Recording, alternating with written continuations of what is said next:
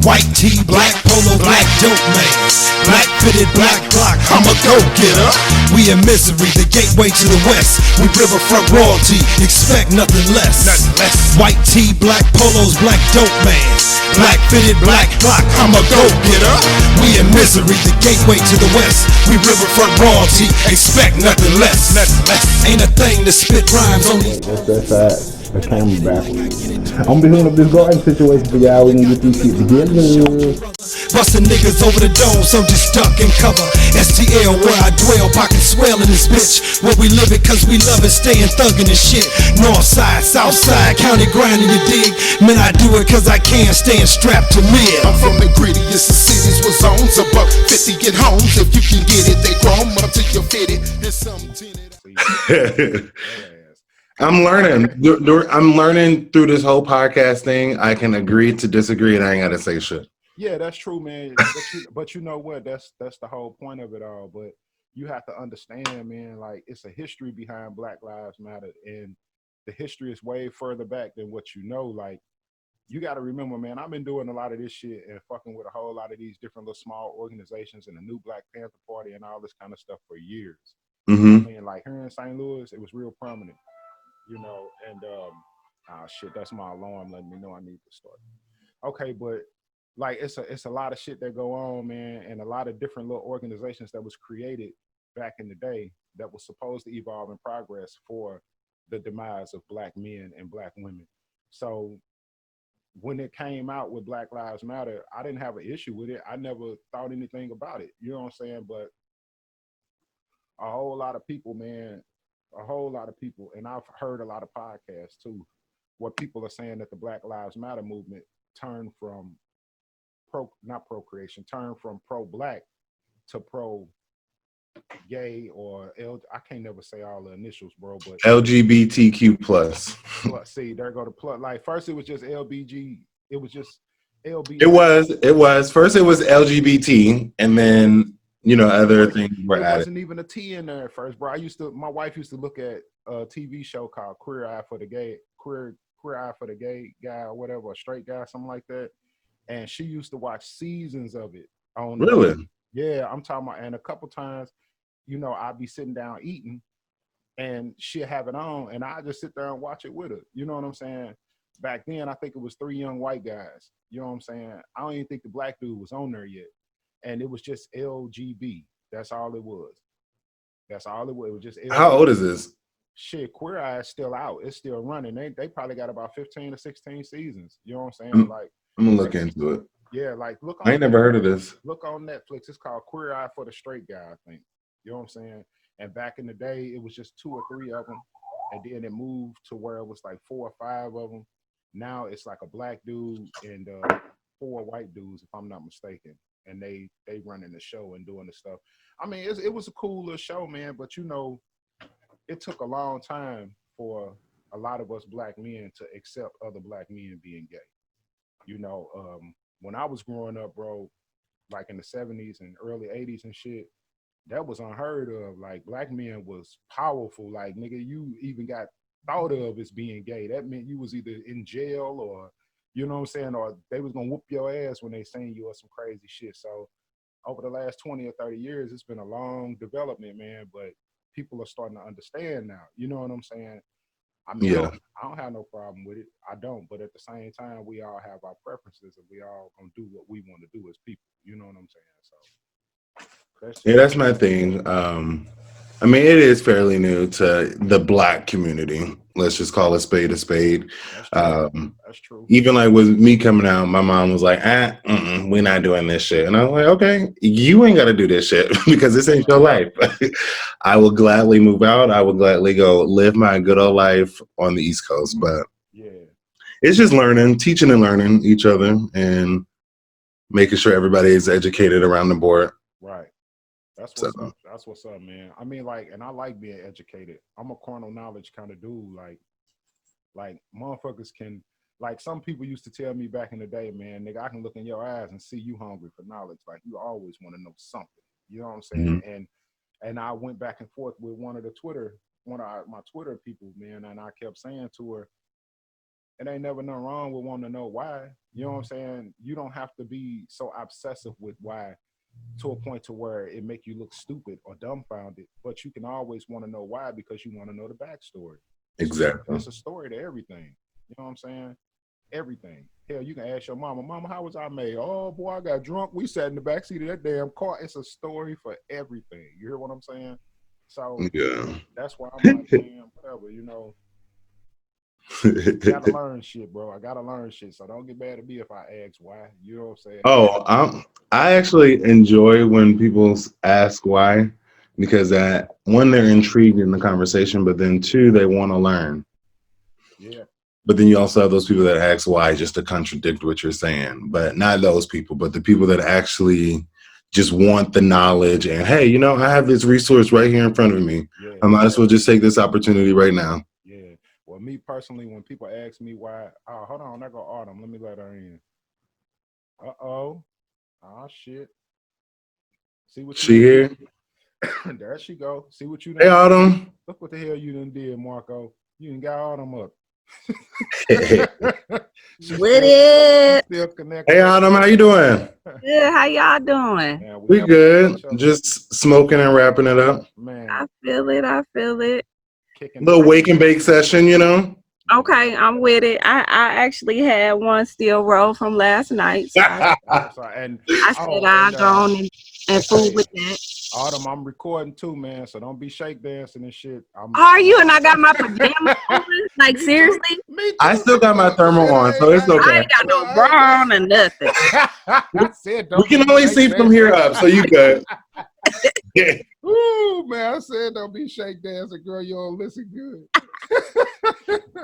Hey, but no, that's what's up, man. Like, me and him was just kicking, man, just chopping it up about the history on people not knowing much about gays. And damn, clean up, nigga. You got shit down around. No, so my apartment is right by the entrance of the door. So these niggas be leaving the door open. And my door is the first door that the flies can fly into. Yeah. You know, my cat, I have a cat and she like catches the flies. And it's so funny. It's the funniest shit ever. Like, she literally, I'm like, how are you quick enough to catch a fly? They do it, man. Let me tell you, I be in here, like, this one been, like, it just got in here, but I'm going to fight with this all day until it's gone. Man, catch that motherfucker, because it's going to irritate me looking at your ass toss around every 5 seconds. Fuck up my whole house. But we was just rapping, man, about, about, like, gay history, I guess, about how, like, I was telling him, me growing up in the late 70s and early 80s, like, being gay was virtually not it. Like, you're not finna be a gay black man. We too strong, we too strong. We have to do too much for our people as far as our kids and our wives and stuff. Which ain't got shit to do with shit, but yeah. I mean, and that's actually right now in today's society and the way the world works today, you're absolutely correct. You know what I'm saying? You're absolutely correct. But at the same time, you can't fault an individual for what they know from what they've seen. Like, most black people are visual people anyway. They're only gonna agree on what they see, not what they read, not what somebody tell them, what they see. So you see what your parents do, you see how they act. Just like I've always told my wife, I've always told them, because she's in the medical field, and like I always told them doctors, they lie to us telling us that shit is hereditary, and it's not. Like, there's no such thing as a hereditary terminal disease. Like, how is having diabetes hereditary? Like, no, that's not the way that works. What happens is as a child, you're eating the exact same thing that your parents are eating for an entirety of your life, probably 2 decades till you move out in 21. So any and everything that they've consumed, you're consuming. So if they have any kind of illnesses or ailments, you're going to develop that same thing. You eating chitlins with your mama, you're going to have bacteria in your stomach, just like your mama. You know what I'm saying? So I never could agree with any of that bullshit, man. Like, do your own research, figure out your own shit, like, get your own information, man. Make life happen for you a little bit easier versus arguing with a motherfucker about something that you don't know shit about from the jump. You just know what your mama used to do or your daddy used to do. You know what I'm saying? That's real. That's real. And I'm sorry, I'm like, I'll keep muting because I'm like outside. And so, of course, now all of the loud cars or truck or whatever the fuck this is coming by, but so my bad. Yeah. So y'all hear birds and cars. You good? I'm still Lions, tigers, and bears. Huh? Right, like I'm literally back here in like somebody's forest. Like it'd be lizards and everything else back here and not. But anyways, yes, that makes a lot of sense. Like I never really understood, and again, I'm not like a medical professional or anything like that, historian either or nothing. Like for real, I'll probably make some shit up in a minute, but I never really understood the whole hereditary thing either. But what you just said really does make sense. I mean, we eat the way that our parents and our grandparents ate. Exactly. And like I've had to change my eating habits and the things that I eat kind of drastically. Like I eat a lot of things now that I didn't eat growing up and vice versa. Right. So and I'm a much healthier person because of it. Now that's not to say that I'm not out here just doing the fat girl, because I do, but I do things a lot differently. So yes, that definitely makes sense to me. Yeah, man. Let me tell y'all a quick story about the circle. The circle is what you would call a financial inbound. Okay. All the finances are within one network. That's the reason why every single time you go to a doctor or you go to any kind of medical professional, they have what is considered a network for you to follow. You can't go outside of your network. It'll cost more if you use this insurance outside of your network. Anytime that you need a reference to a different doctor, they tell you ask your primary care physician to refer you to this individual, simply because they keep the money within that network. That's how the doctors get paid. That's how the nursing managers get paid. That's how the CEOs of the hospitals get paid. If back in the day, there was no such thing as a network. Here in St. Louis, my bad, y'all. Here in St. Louis, the two majors is the BJC healthcare system and the SSM healthcare system. You still have small ones like Mercy and Forest Park and all of them, but they're not contending with these two huge healthcare systems. Now, you can't go to BJC and get worked on at the ER and use your insurance with SSM. You see what I'm saying? If you do go, they're going to work on you because by law, they have to. But they're going to charge you full amount, and then they're also going to charge you an out-of-network fee. Because that doctor has to be paid because he could have been working on someone in his network and been guaranteed payment through insurance. You see what I'm saying? So also, even within those networks, like there are certain, and I'm dealing with this right now with a dentist, there are certain doctors that your doctor is going to deal with. You know what I'm saying? So honestly, whether they're in your network or not, these are the doctors that they're going to send you to. So with the whole dentist thing, like I guess I need a root canal. I'm not in the mood, but whatever. They're trying to send me to a dentist that's like literally 45 minutes away, or whatever the type of doctor is that does the root canal. Yeah. And I'm like, y'all ain't got nothing. Like y'all are right here 10 minutes from me. So you're gonna send me way out somewhere else. And it's just because they like to keep that money in their own circle. Like they literally have these partnerships and what I would like to kind of call friendships with these particular doctors to make sure that they're keeping that money in that same circle. And it's all so fucking weird to me. Like, so the poor man inbound network would be what your cousins or your sisters or something bring you that piece of paper and they say, girl, check this out. What I'm going to do is I'm going to sign you up, and then I get 5% for signing you up on this. And then for everything you sell, you get 5% off of the people that sign up. So it's like a hierarchy. You got that one dude that's sitting off of all the paper that all these clowns is walking around asking you to join in and be a part of. Well, it's the pyramid scheme. Exactly. And that right there is exactly what the whole medical network is.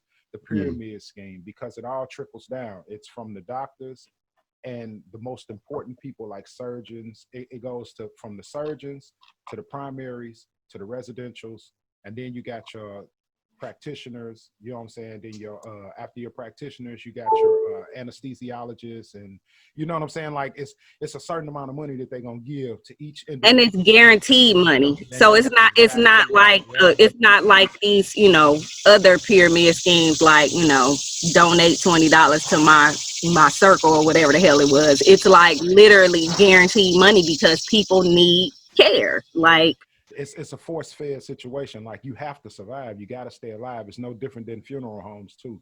People gotta be buried. They can't just lay you dead in the street like on The Walking Dead. Like it's a whole process to that, and it's a sequence. And that's the reason why certain funeral homes pick up from certain hospitals. You know what I'm saying? And certain funeral homes only deal with certain clientele. Like certain clientele get different type of funerals. You know what I'm saying? Where you get police escorts and different stuff like that. Like all of that stuff is in this network. It all works that way. You know what I'm saying? It's the same way with nursing homes. I used to work in a nursing home, and we had we had certain hospitals. We probably had maybe about 3 specific. What is that on my? Okay. What the? Like I'm looking at the deck, like what is that? Like I don't know if an animal came and like did something. I don't know, but anyway. It ain't no animal. It's a nigga. I'll tell you that right now. It's that so it's like 3. There were like 3 hospitals, or maybe 2 different hospitals that we always accepted residents from. So like they had a like you're saying, they had a partnership. Like my admissions coordinator had a partnership with specific departments in these hospitals, and they would literally throw parties with them together. Like there would literally be like these big old gatherings and parties so that they can accept people kind of into this little private network. You feel where I'm coming from? Like dinner parties. I mean, they were spending thousands of dollars. Gifts. They would send these people gifts. The admission coordinator would go around to other like facilities to try to get them to make sure that our nursing home was the one that they referred people to first. It's hush money and bribery gifts. It is. That way they can get away with anything they want whenever they feel like it. Certain patients that they know are going to be alive for a certain amount of time and need certain amounts of care that's going to cost so much money, they send them to a certain nursing home that needs that money. Like if that nursing home around the corner got 37 patients, and when you walk in there, it smell good, it's nice, and this, that, and the other. We black folks, we low income, most of us. So when they send them to those nursing homes, that when you walk in, you're like, why is my mama in this fucking place? What is this shit? You be pissed off because they know that place needs the money. So instead of them making taxpayers communitize certain amounts of taxes at the end of the year, they put dying patients that they know could go into a hospice or something into those nursing homes and let them stay there for the next 6 months till they pass, so they can keep eating, they can keep getting their money. It's what the political term for it is coming together.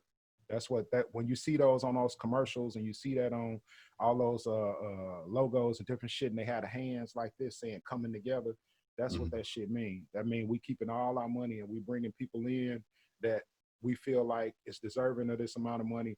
It's the whole thing, man. Like all of this shit just refers right back to the whole color thing and all of that, with the red and the blue, the Democrats, Republicans, Crips and Bloods, police, and it's all one big ass thing, man. It's like America is built up on the backs of everybody that can't survive.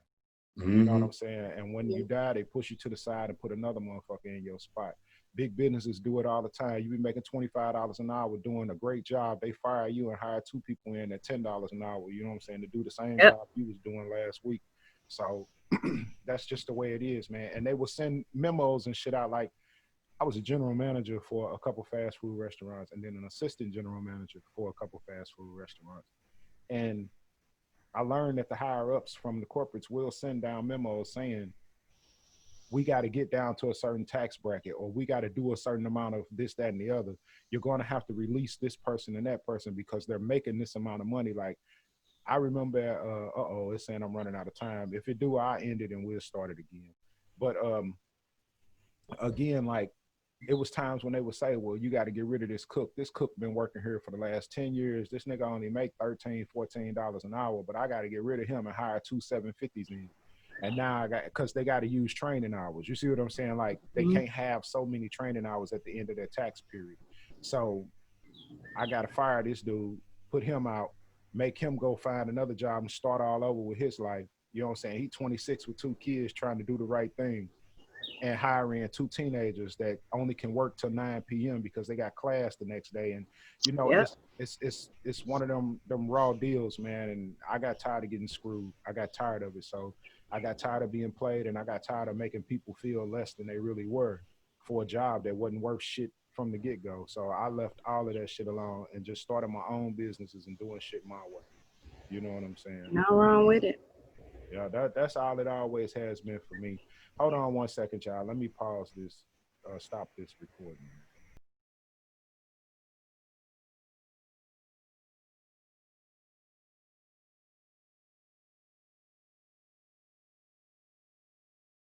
Yeah, we actually do, man. We got a few former markets down here in St. Louis, but again, they not like what me and my homeboys is trying to do, man, because they still have their food shipped in.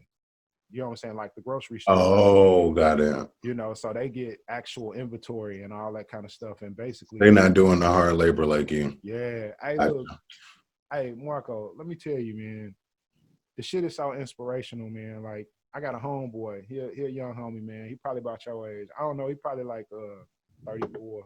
You know what I'm saying? 35, some shit like that. He came to me one day, man, and it's true story. Now, he came to me one day. Actually, the little dude I'm talking about is a guy I get chronic from, like, for the last 10 years. And he said to me, "OG, man, what you be back in that backyard doing all the time?" I say, "Nigga, come look." Like, I'm like, "Shit, nigga, you family, come check me." He came back there. He say, "Damn, dude." He's like, "You straight got some shit popping up." I was like, "Yeah, man." I say, "I'm trying to grow food for my family, man." I'm like, we gotta start a process as Black people of reinventing ourselves. Like, we have to stop living our lives the way that we see them on TV and on the records and, you know, all this old false shit, because like we in prison, man. Like, mentally, we absolutely in prison. And the way they do us is they hold us down. That neck shit with George Floyd, man, that shit has been going on forever, but it's been virtual. Like, one of those things where the government and the politics and all that shit been holding a knee on our neck forever, man. And they do it every February, if that makes sense to you. You know what I'm saying? I know what you're talking about. Because every single February, we got to look at roots. We got to look at Martin Luther King. We got to look at Malcolm X. We got to learn more about the Black history. And it's like, bro, Black history is what you're creating every single day of your life. You do not have to keep referring back to the things that happened 30 and 40 years ago, because it's like, regardless to anything else that happens, that will never happen again. Well, I think it's a good idea to know, but I think my whole problem is because I am a person that will be very transparent and say that there's so much more about quote unquote Black history that I feel like I need to know, as opposed to what was taught. Like, I don't think it was necessary. I guess that's a good word that I can go with. I don't think it was necessary for me to sit in a 4th grade classroom taught by a white male, right, and who made us watch Roots. I still feel like I won't even watch it now. Like, I feel like I want to watch it, but I won't watch it now because it's almost like I'm traumatized from watching it in 4th grade. You just see, and oh my God, see that kind of stuff, like what you just said right there, Autumn, like you hit the nail on the head with a sledgehammer. I'm talking about like listen to what I'm saying, man. Like, open your mind just a tad bit. You're not your mom. You're not your dad. You understand what I'm saying? You've never done the things that they did when they were your age. You never lived that life. So why do you have to live it right now? Why do you have to keep on living their memories and the things that they had to go through that just going to piss us off? It's just going to anger us. It's a fuel. It's a fire that just keeps us burning, and it keeps the police at us, and it keeps us angry, and it keeps us fighting each other. And it's just like, no matter what happens in our lives, Black people will never evolve, because every year at the same time, we get angry all over again, frustrated, stressed out about some shit that we had nothing to do with. And these white people ain't even smart enough to do that shit right now. I agree. I agree wholeheartedly with that. I just also feel that we still need to know. I'm not saying that it needs to, that we need to repeat it all the time. Again, like I was saying, I'm pretty traumatized. Like, there's certain movies and stuff that I just will not watch, that I refuse to watch. If it's any type of like slave movie, because like you said, I'm gonna be angry. Yeah. I'm gonna be ready to fight. Like, I'm gonna be wishing, a Karen would. As soon as I walk into a store, it's all, I'm going to, and I don't want to feel that way. It's bad enough that in these times, like, the way that I feel about certain things, all of that stuff is already, it already like shakes me a bit to my core. You know what I mean? And I've never wanted to be that person to feel like I don't want to say hate, but feel some type of way about anybody who's not of Black skin. You know what I'm saying? Like, I don't want to feel that way. Right. It's just all the stuff that's going on, and then you tie in the movie, you tie in all of the, all of the history, all of the shit that we literally have been through. Well, our people have been through, and it does make you angry. And you're right. We'll never be back there, because I think part of it is because of some of the anger, which I think it may be a good thing. Like, we're not going to just lay down and let these people do whatever the fuck they want to do. We're not going to do that. Wow. And I think that there's so many things that play a part in that. Yeah. I choose not to, indulge in the movies and shit, though. I just can't do it. Right. Well, me personally, I've always felt like history is a privilege and intelligence is a priority. You can't, like, if don't nobody tell you what happened yesterday, you will never know. You'll never focus on it. It won't even be shit you tripping off of. That's real. But when you sit back and you read about the things that are happening to you today and could happen tomorrow and the day after, it prepares you mentally and physically for any and everything that you're doing. You know what I'm saying? So why? But when you also tie in the history, though, it makes you, when you tie in the history, and it starts to look the same, because again, like you said, we're not necessarily living the same things, but there are similarities. Yeah. Just like last year I did, I was a part of helping someone out and a part of a musical about Stonewall. Right. And I never even had heard about Stonewall, and being a part of the community, like, I had never even like heard it, but to sit and listen to this musical and to see all of the events that happened leading up to, these cops coming in this bar and just doing all this dumb shit because people in the bar were minding their own gay ass business. Like, all of that shit, type of shit still happens. You see what I'm saying? And so we have to look at how people responded to things. We do. Like, I think we need that history. We need to know how people responded to things so that we can think for ourselves, okay, should we respond this way? Is there a different way we can respond? Are we going to get a different reaction? Like, in these times, if we respond the same way, will we get a different reaction? Because I think we want a different reaction, but even that in itself, even though it's kind of like educating, it kind of wears on us, because what happens when we don't get the response that we're looking for? Yeah. We can't change people's minds. Right. You know what I mean? And you're not supposed to. There's no developmental skill within the human brain that allows you to manipulate an individual's mindset. Like, we're not that far as our intelligence and our capability of learning yet. Like, you can talk a motherfucker into some shit, and that's just a weak-minded person, but you can't manipulate their mindset. And basically what that means is, like, back in the day when mama used to say, you always get mad at the one you love because you can't control their situation. You know what I'm saying? That's how that works. Because if you can manipulate their mindset, they wouldn't be doing the bullshit they doing, because you would be able to tell them certain things and they would follow your lead to a T. So that's the whole point of parenting. People believe what they want to believe. You hear me? And that's just the way it's gonna always be. Like, as far as any and everything else goes with me, man, like, I guess the last thing I say about it all is Sorry. No, you're all right. I think the last thing I say about it all is I just don't believe in all this Black history shit. And this is just me. All right, don't take this literal. Don't think that I'm some asshole just running my mouth to y'all because I'm high or some shit. No, it's like, this is me, 43-year-old Rob, August 6th. You know what I'm saying? Like, Sorry. You're all right.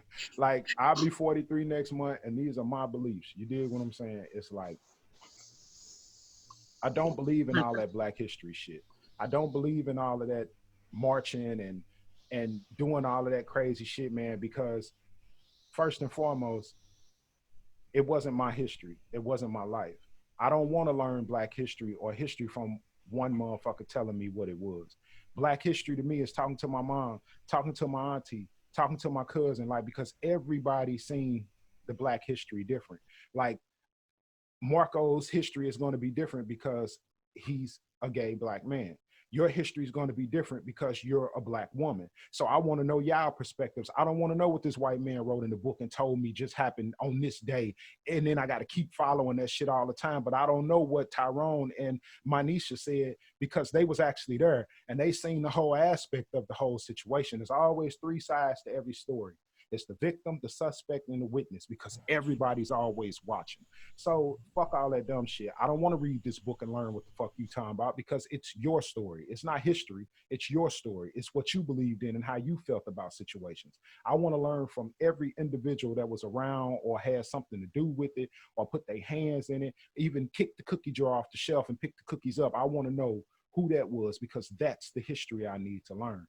I'm not too much tripping off of all that extracurricular shit, because you're only going to know what people want you to know, what they want you to know. You're only going to be involved in what they want you to know because they telling you what they want you to know. So when these motherfuckers come telling me all this extracurricular shit, I'd be like, oh, okay, yeah. Oh, that's awesome, man. Yeah, nigga, get the fuck out. That's crazy. I'll read that shit myself later on. And I'll interpret it through my own mindset, through my own eyes, through a logical standpoint. And then when I come back, we can conversate. But I'm not going to sit here and listen to the shit you talking about and think that that's the way it is. You know what I'm saying? Because it's more story. It's more to the story. It's always more to the story. You know what I'm saying? That's just crazy, man. I never could understand it. So that's why I don't look at the whole aspect of Black history like everybody else. I don't really follow the whole. I understand protesting. I understand marching for what you believe in. You know, even if you believe it should have been a McDonald's there instead of Burger King, y'all stand out there with signs like, why Burger King? I believe in that. Hey, do your thing, because you really like McDonald's, nigga. Stand your ass out there and don't move, 10 toes down. But I can't sit back and hear inside of Burger King about the man that stood outside with the McDonald's sign. I want to see that guy and hear his aspect. I don't want you to tell me what you saw. You know what I'm saying? That's police shit. What you see? Who was there? You know, you ain't got out there and tried to find not one suspect or nothing. You sitting around asking every damn body what happened and then gonna put your own two and two together. Like, nah, man, that's why niggas is in jail, ain't did shit. You know what I'm saying? As Cat walked by and that was the last person he saw, so now he got to go to jail. Nah, hell nah, man. Do your own research. You know what I'm saying? So that's the reason why I am the way I am, man. And I hate to be that way sometimes because some people hate it, especially the old heads. oh, you just disrespecting the way we lived our life back then. That's just the way y'all live y'all life. Shit, I wouldn't have been in Black History. They'd have killed me the second day because I'd have knocked somebody's teeth down their motherfucking throat. Nigga, you whip me, you crazy, nigga. You finna do what? Shit, hold on, I'll be right back, motherfucker. Shit, you ain't no. So we wouldn't have been the same. I'd have been dead. They'd have hung the shit out of me. So it wouldn't. And you know, sometimes I question that though. Like sometimes I question myself on that because, you know, I see the "We Are Not Our Ancestors" T-shirts and all that stuff, but and I know how strong-willed I am today. Like I know how, you know, I have absolutely positively no problem speaking my mind and learning about the things that I really want to learn about and kind of dismissing things that I don't. You know, I can admit to that, but I do question at times, like, would I really, like, you know what I'm saying? Like, how about it would I have been? Because, you know, like, like, for instance, I'm sitting outside right now. It's hot, right? You got me out in the sun, like, doing manual labor. You see what I'm saying? But it's like, is that all? Was that all that there was to do? Was that my only option back then? You see what I'm saying? Like, times are different now. Things are different now. Like we definitely have the ability to be like, fuck y'all, I quit. Yep. You understand? We definitely have that ability to do that. And back then, I'm not so sure. But like you said, back to your point, you was like, shit, you know, the credits would be rolling and my ass be dead. Like, yeah. They'd have been like, hey man, Bobby Dollaz died first. Yeah. That nigga was dead as soon as they started. Yeah. But for people who, you know, like, say for instance, like, you know, people who had children, things like that, you know what I mean? Like, you really have to think through that, because of course you're going to do whatever you need to do to protect your children and all of that good stuff. So, but no, I hear your point. Yeah. How you feel about it, Marco? What you think? Marco has a motherfucker. I am high. He really is, because I'm like, he ain't said 2 words. Let me see what he's talking about.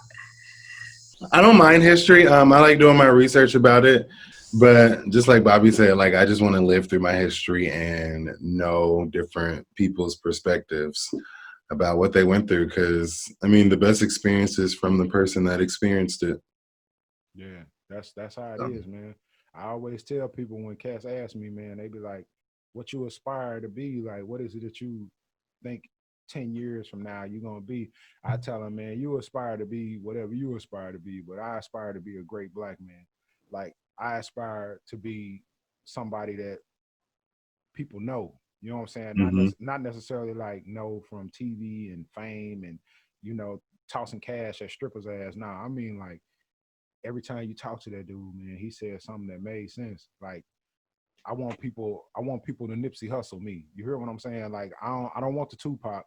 I don't want the Biggie. You know what I'm saying? I want people to Nipsey Hussle me when I'm gone, because he had meaning in what he was doing.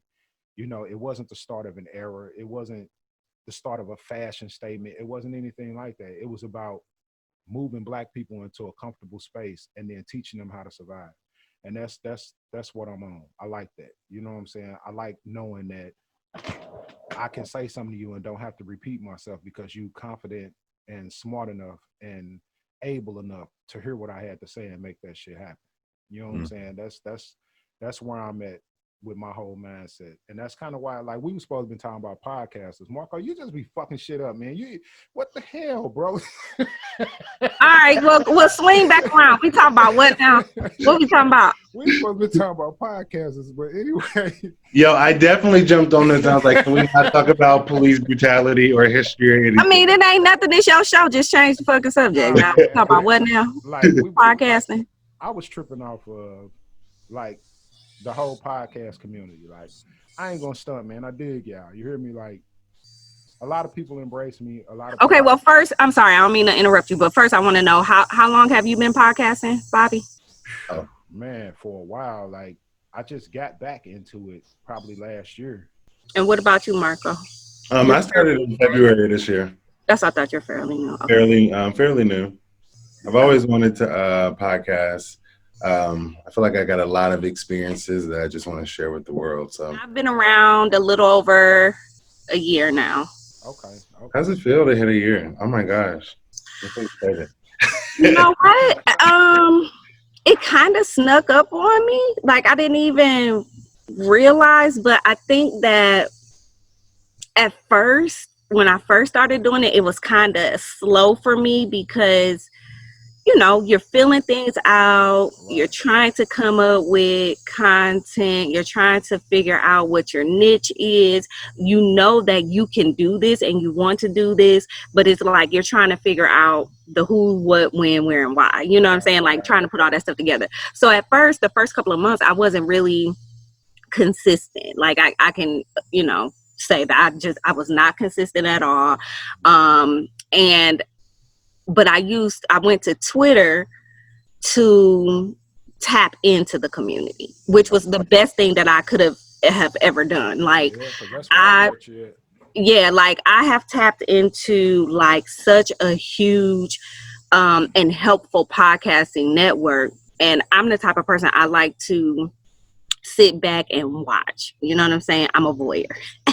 Hell no. But I like to sit back and watch, and you know, I watch how people move, I watch what people say, I watch all of the different tools that they use, you know, like I mean I've been saying for like the last month that I'm gonna put this podcast toolkit together because I know it'll be very helpful just from the things that I picked up. But anyways, I wasn't very consistent at first, and then when I really like hit the community hard and people started asking me to be on their show, I was like, it's pretty cool. You want me to be on your show? Right?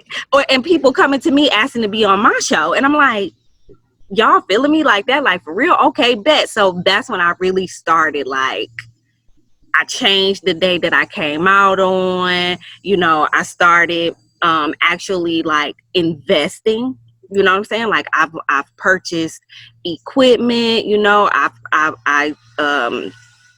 have like certain subscriptions that I have for certain tools that I use and all that stuff, because now I'm really, really taking it seriously. Like I was taking it seriously then, but I'm really taking it seriously now. So when I started getting more consistent, I would say probably around the 5th or 6th month mark, when I started putting them episodes out weekly and I had content, it wasn't nothing. May came up, I was like, damn, next week it's my 1 year. Like, and so I just did like just like a thank you episode basically, and I tried to name everybody that had something to do with, you know, me being here today. And of course it didn't quite pan out like that, but it's great. I mean, now it's like, now I'm looking forward to like my 100th episode. You know what I'm saying? I'm looking at people like, I'm looking at people like, wow, like you have like 300 episodes. Oh my God. Or like, oh my goodness, you have 100,000 downloads. Like, wow. You know, so now I've kind of upped my game and trying to focus on getting those things. I've incorporated the video, like all the stuff that I said I really wasn't trying to do. Don't want to do, yeah. Like I started doing it, but it helps. Like when somebody told me, they were like, you need YouTube, you need Instagram, you need Twitter, you need Facebook, you need all these platforms. But when I finally figured out a way to make it easy to streamline to all of them, you know, pretty much, I was like, okay, I could do this. You know what I'm saying? Like, it's not as bad as what I thought. I'm more of a listening person, which is why I love, you know, I'm an audio person, which is why I really love podcasts. Right. I'm a voice person. I like to listen to I would rather listen to you than watch. Yeah. But I also know that there are people on YouTube who just want to hit YouTube, and if they want to watch, they watch. If not, they can just listen, which is why I have both visual and audio episodes on YouTube. Right. That's what's up, man. Marco they just be getting drunk and shit on there and puff pass. I watch that shit too, you know. We be talking our shit, and I was like, you know what? Somebody's gonna like it one day. Hey, yeah, I'll have to find your channel and subscribe. yeah, Yeah, subscribe sip and to smoke. it. I like it. I subscribe to it.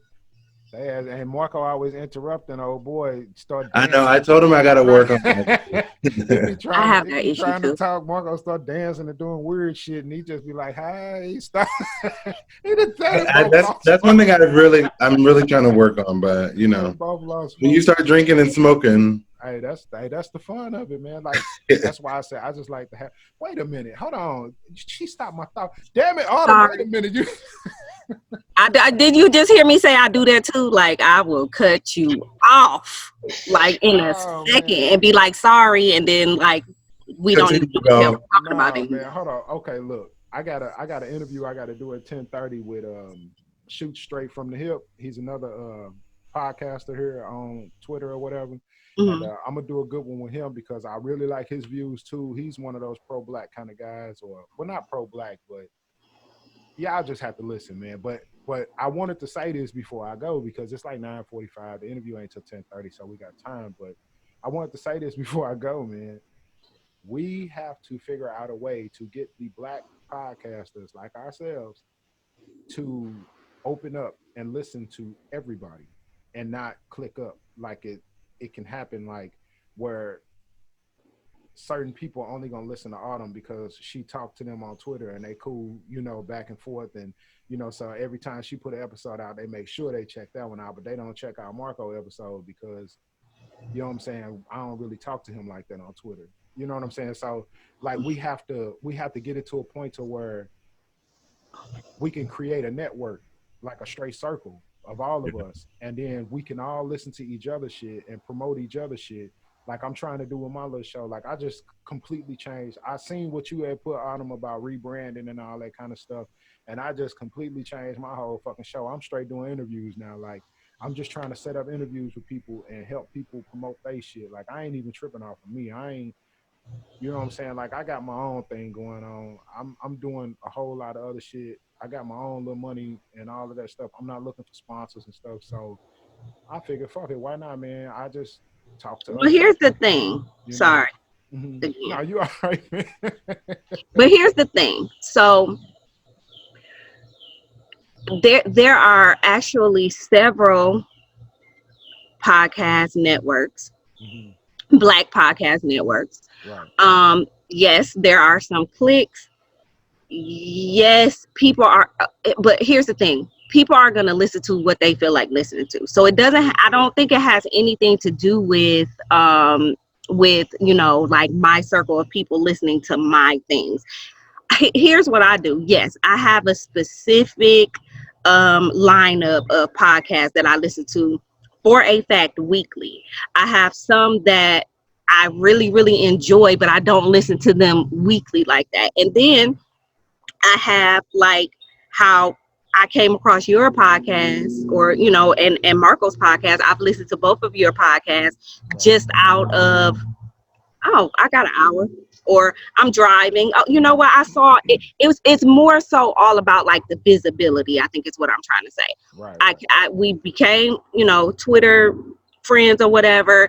And I saw the episode and I was like, let me just check this shit out. That's how I move. You know what I'm saying? I retweet so many podcasts that I have never ever listened to, primarily because I want them to have the visibility and I want it to be in my retweets just in case I have that 30 minutes or that hour to pick up on their stuff. You see what I'm saying? So don't try not to take it like, you know, oh, we just not listening to him because we don't know him. Try not to take it that way. Right. Just like I did, I'll end up, you know, somebody will end up listening to it, and by word of mouth, because I've told people about both of your podcasts. Right. Like, oh man, I'm like, oh, okay, so Marco was on Bobby's podcast. I listened to it. It was fantastic. I went and listened to Marco's podcast. Like I have definitely told people word of mouth about both of your podcasts. So also, even if people are not tweeting out about it, because I know like me and Tamara to the Break of Dawn has said it too. Like I always, or not always, but I try to always tweet out when I'm listening to somebody with the hashtag podding, because that's under the Pods and Color girl. So I try to do that, not because I'm telling you that I'm listening to your shit, but because I'm telling everybody else, hey, I'm listening to this. Maybe it's something that you might want to take a spin on. So really, it's all about marketing, and it's all about what people are just really in the mood to listen to. I have a couple of favorite podcasts that are like 2 hours long. Yeah. I ain't got the attention span.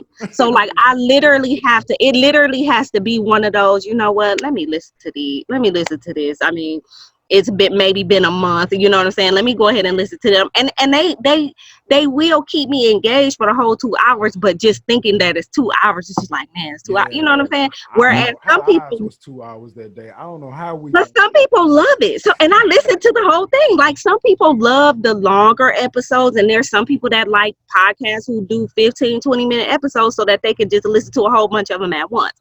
Right. So try really hard not to think that it's just, that you're just not in a clique or you're not a part of something. And that's why people are not listening, because one, you really don't know who's listening. Yeah.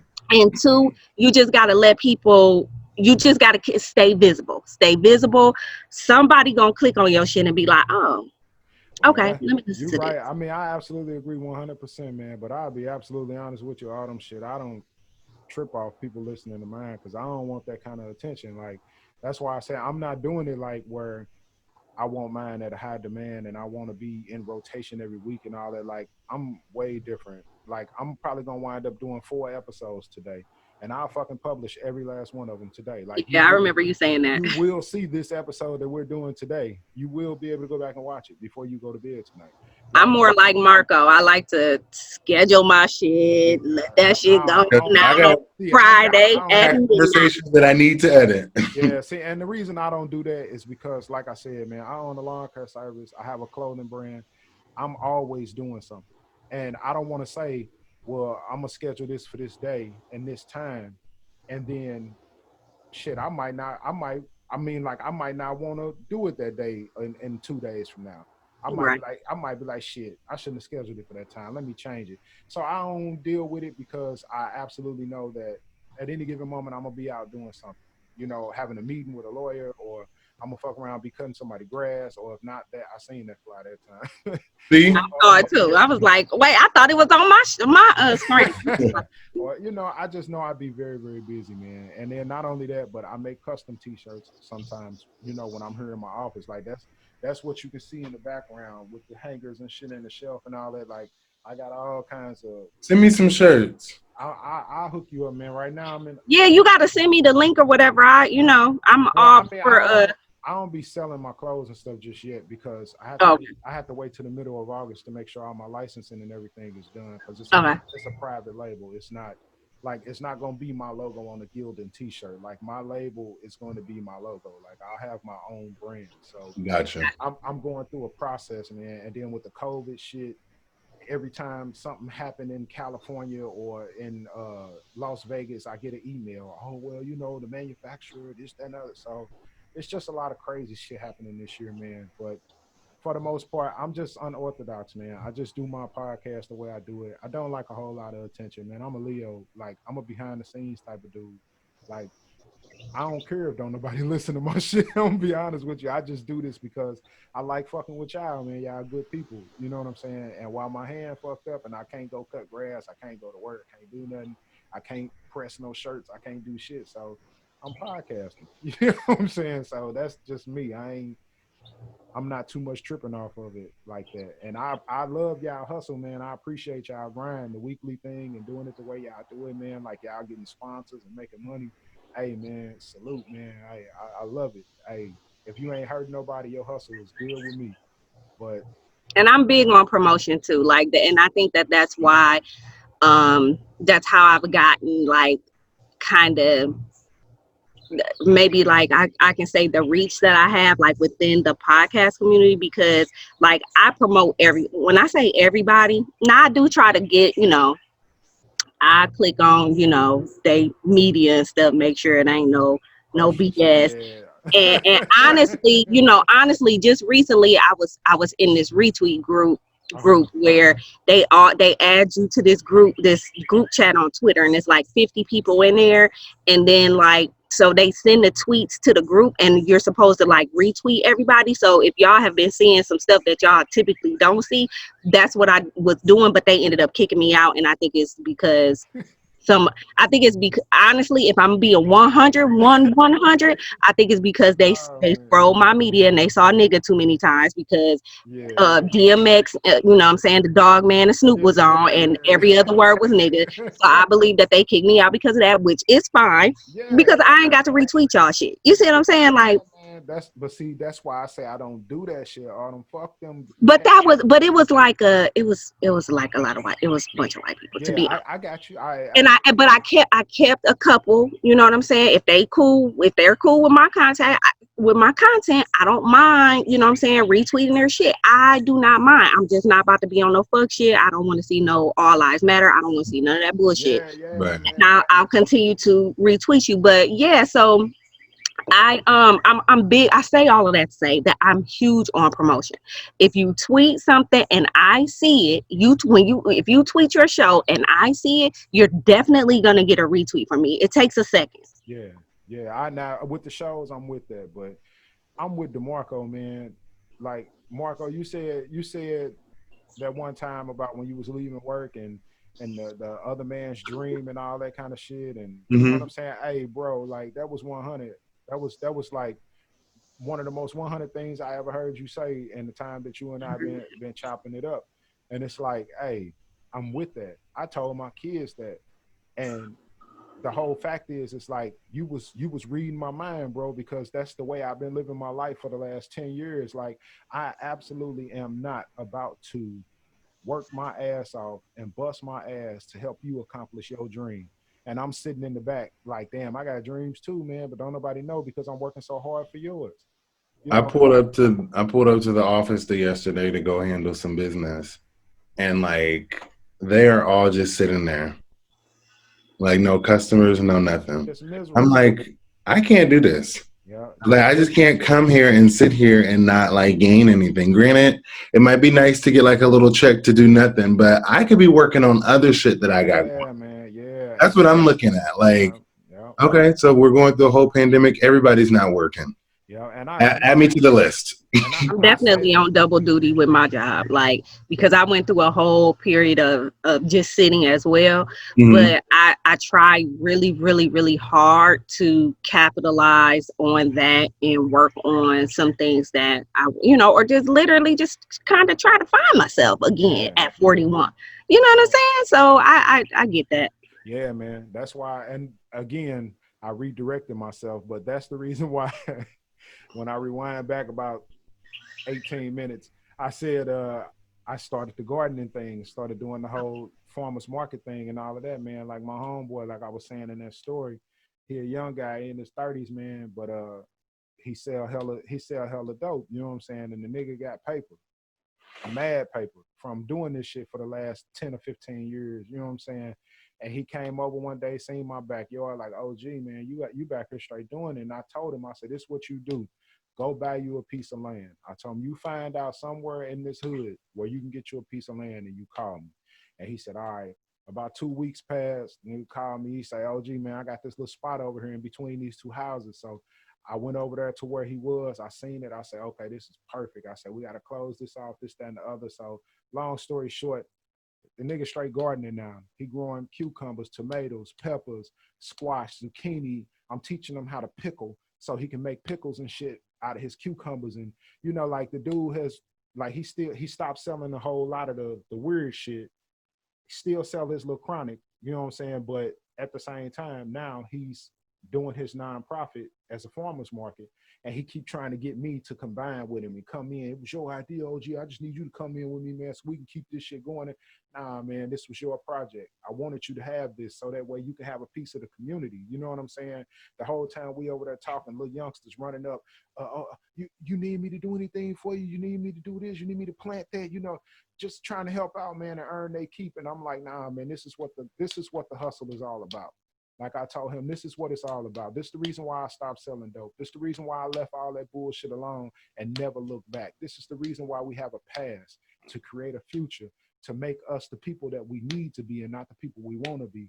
Because like I told him, man, if you wouldn't have came to my house that day like I asked you to drop that off, you wouldn't have even seen a whole new world that you could be exploring. I said, and now you dumping paper into, you know, from the little chronic you selling. I'm like, you dumping that paper into this farmer's market, and people are straight giving you $20 and $30 and $100 donations just for a bushel of lettuce because they like what you're doing for the community, man. I'm like, this is what it's all about, bro. So like I was saying in the beginning, that's what make my story and make the whole situation about the gardening and all that so plentiful for me, because it's cats out here willing to take a chance just because of my word.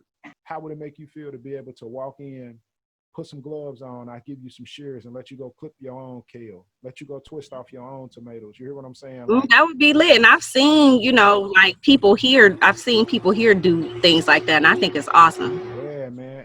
And you know what you eating.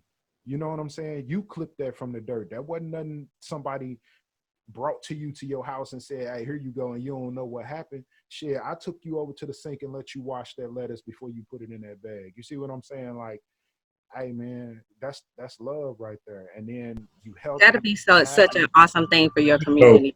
Like, I'm like, that makes me happy. Yeah, man, that's what I'm working on. I'm trying to introduce some things to people that don't be tripping off of shit that's really important. I'm just out here just having fun, man. I like talking to y'all, and that's what's important for me. I ain't tripping off the rest of that shit. Like I said, I just love rapping with y'all, man. It's cool to meet people, man, because you know, you never know where you'll wind up in life, and just talking to people and learning from their mistakes and figuring out their aspect of life just makes you that much fonder and that much better as a person. Like, it's so much easier to live your life when you know what not to do. You know what I'm saying? So, shit, I'm with that part. But hey, check it out, man. Marco, Autumn, man. Hey, I appreciate y'all time today. I appreciate y'all coming on and rapping with your homeboy, your big homie. I got another interview I got to jump on. Hey, we should chop it up, man. We can make this a breakfast club type shit. We can get on every morning, as far as I'm concerned. You know what I'm saying? You ain't got to put your bra on, Autumn. I know how y'all hate that shit. You know? Man, that was the worst. Hey, I'm down for that. Man, hey, we can chop it up anytime, man. You know. Well, just let me know. Keep me posted. I'm in and out of training on the 9 to 5. So just let me know. Yeah, man. Hey, it is what it is. Like I say, I'm up every morning. We can get down. I have no issues with it. Shit, I smoke every morning anyway, so why not? You know what I'm saying? We better than the Breakfast Club anyway. But you do look like Charlamagne the God, though, Marco. You probably. I love Charlamagne, so that's a compliment. I don't like that dude. Grow your hair out, homie. I've never really listened to the show. I love Charlamagne. Man, I like his point of views. Some of his point of views I like. Some I think he tries too hard to be that character of Charlamagne. He's also a Cancer too, so I just gotta stick with my Cancer brother. Yeah, Oh God, here we go. Fraternal Order of Police and shit, man. I don't know. I don't know. Hey, but that's what's up, man. I appreciate y'all again, man. And like I said, we're gonna chop it up again, man. Y'all be safe out here. Wear your mask, wash your hands, put rubbers on, all that type of shit. You know what I'm saying? And enjoy life, man. Let life happen. You hear me? All right, peace. Turn your life into a lesson. White tee, black polos, black dope man. Black fitted, black clock, I'm a go-getter. We in misery, the gateway to the west. We riverfront royalty, expect nothing less.